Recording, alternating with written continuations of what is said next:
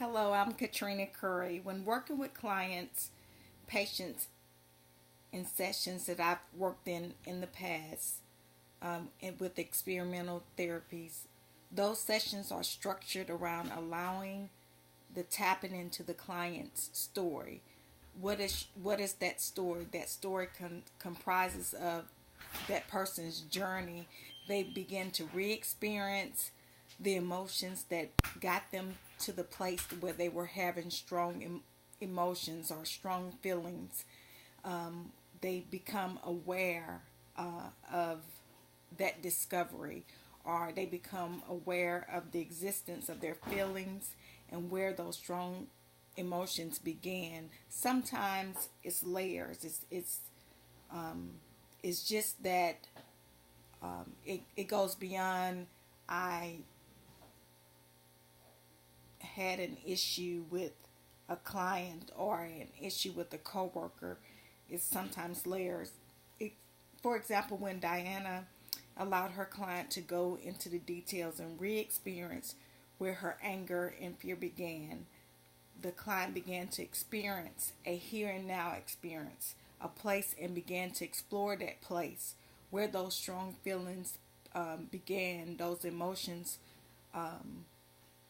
progressed from, and the client began to discover layers of incidences and experiences, from having issues with her husband's betrayal to how her parents reacted when they experienced conflict and that fear.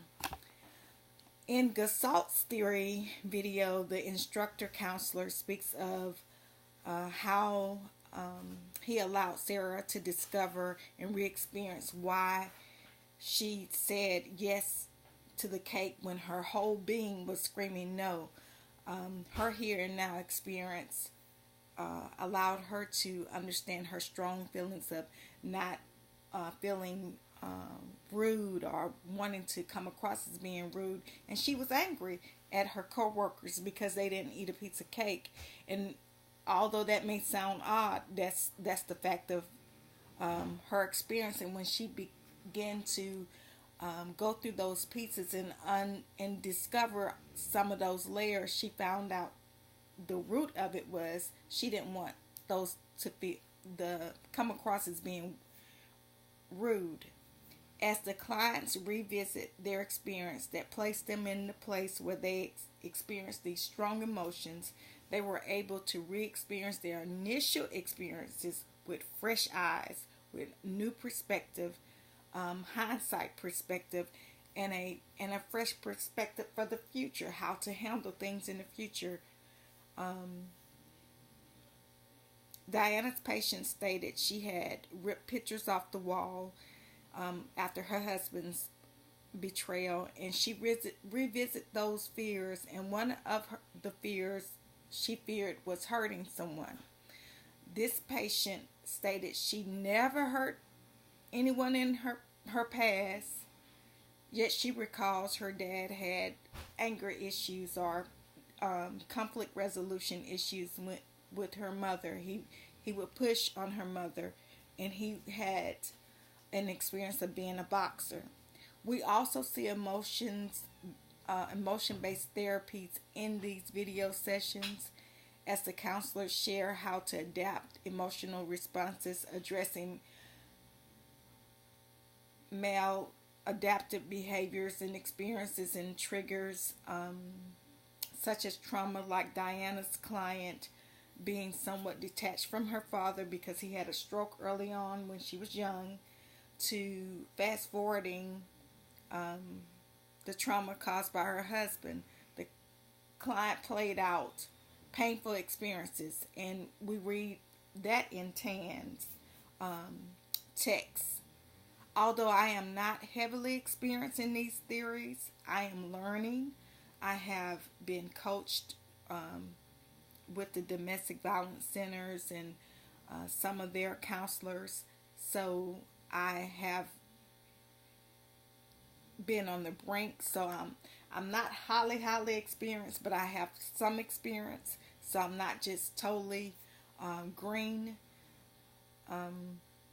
In domestic abuse situations, there are times we have to have the clients revisit and role play. Although revisiting experiences can be painful, oftentimes to discover why poor treatment was allowed and sometimes even embraced is discovered. So I agree with the videos that I've seen. The Christian perspective. I'm sorry, I almost forgot. Showing ourselves grace, taking those accountability things into accountable. Why would a patient embrace abuse and think it's a sense of love, and discovering those layers?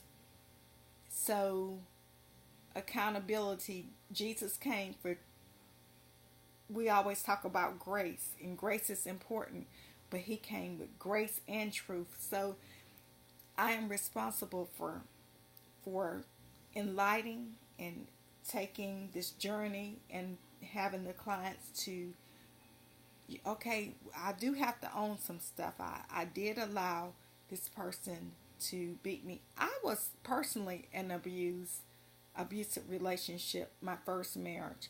I had to personally say, okay, yes, there's grace. Yes, there's forgiveness.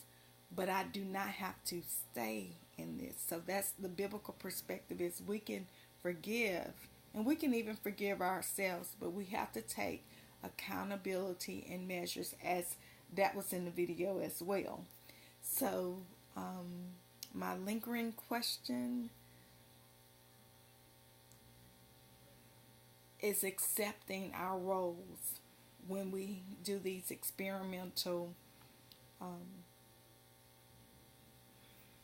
sessions, and then following through.